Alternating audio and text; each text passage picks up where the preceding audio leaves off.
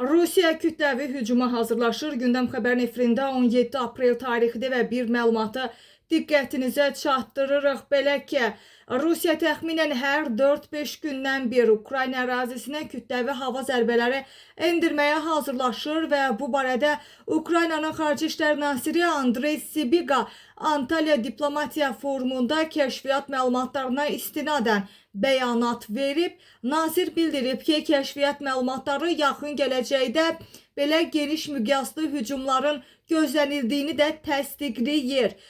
Və onun fikirləri isə belədir. Nazir deyir, kəşfiyyatımızın məlumatına görə onlar yaxın vaxtlarda bu cür kütləvi hücumlara hazırlaşırlar və bizim reallığımızda kütləvi hücum ən azı 400 pilotsuz uçuş aparatı və ən azı 20 raketin birgə istifadəsi deməkdir. Məlumata görə onlar bizə ayda 7 dəfə hücum etməyi planlaşdırırlar.